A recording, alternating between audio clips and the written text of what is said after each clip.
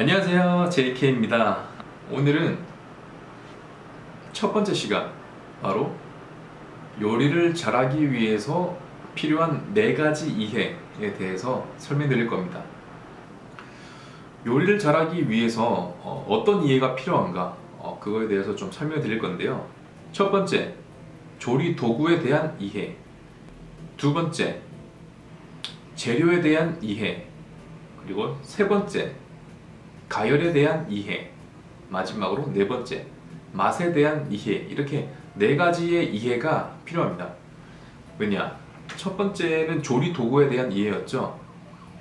제가 어떤 도구를 쓰려고 하는데 그 도구를 사용하는 법이라든지 어떤 메리트라든지 그런 것들을 모르고 사용을 한다면은 그것의 장점을 최대한 끌어낼 수가 없기 때문에 일단 내가 쓰려고 하는 도구의 그런 이해도가 필요합니다.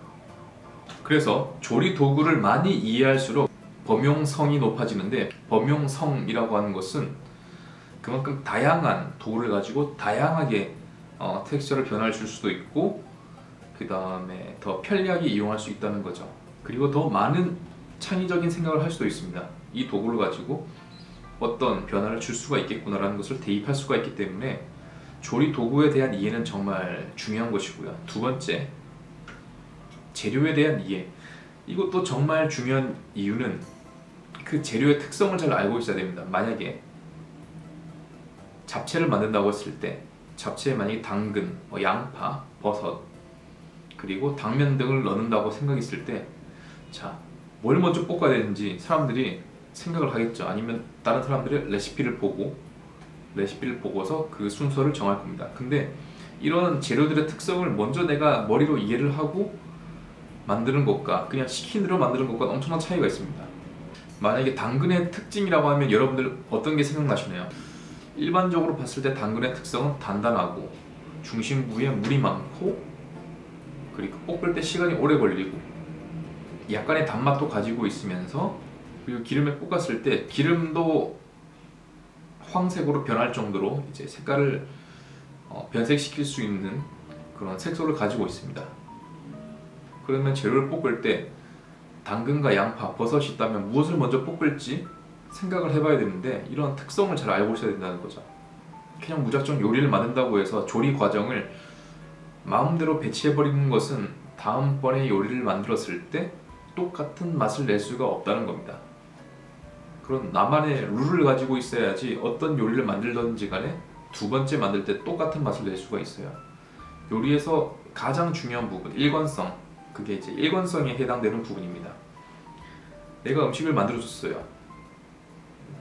제가 이제 뭐 예를 들어서 여자친구에게 혹은 친구에게 혹은 가족들에게 음식을 만들어줬는데 그 사람들이 제 음식을 먹어보고 맛있다고 했습니다. 그래서 다음번에 또 만들었는데 또 그 맛이 안 난다면은 그 사람들이 실망을 하게 되겠죠. 저번엔 맛있었는데 왜 이번에 맛이 없지? 이런 의문도 가질 수가 있고, 음식점 같은 경우에는 그 맛을 기억한 사람들이 다음번에 또 왔을 때 그 맛을 똑같이 낼 수가 없다면 그 사람은 저의 고정 팬이 될 수 없다는 이야기겠죠. 그래서 맛에는 일관성이 있어야 됩니다. 그래서 재료에 대한 특성을 잘 알고 계셔야지 그런 어떠한 상황에서도 똑같은 맛을 유지를 하실 수가 있어요. 그리고 세 번째, 가열에 대한 이해. 가열에 대한 이해는 열에 대한 이해입니다. 예를 들어서 저희가 프라이팬을 가열을 하죠. 이제 직접 열로 이제 가스레인지에 올려서 팬을 가열시킵니다. 그런데 그 팬의 온도에 따라서 재료가 더 빨리 익고 늦게 익고, 겉이 크리스피해지고 겉이 소프트해지고, 이러한 차이들이 확연하게 드러나기 때문에 그런 열에 대한 감각 굉장히 중요합니다. 같은 재료를 가지고 같은 도구를 쓰더라도 사람마다 맛이 다른 이유가 이렇게 가열하는 감각에 대해서 사람들이 다 제각기 다른 레벨을 가지고 있기 때문이죠. 그래서 가열에 대한 이해에서 가장 크게 영향받는 것이 첫 번째 조리 시간, 두 번째 텍스처입니다. 이 두 가지를 잡기 위해서는 열에 대한 감각을 익히셔야 돼요. 그리고 마지막 네 번째, 맛에 대한 이해인데요.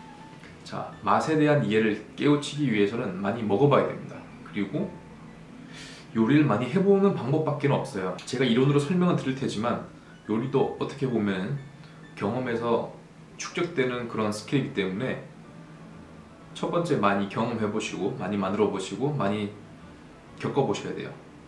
그래서 맛에 대한 이해, 어떤 것을 제가 설명드릴 거냐, 맛있게 만들기 위해서 요리를 하는 거죠. 맛있는 요리를 만들기 위해서 저희가 공부를 하는 것인데, 사람들은 내가 만든 음식을 먹어보고 뭘 더 넣어야겠다라는 판단이 잘 안 선다는 거죠.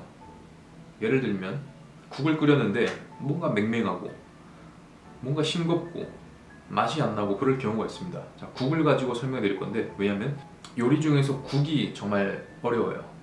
시간도 다른 것보다 많이 걸리고 그걸 이해하기가 가장 힘듭니다.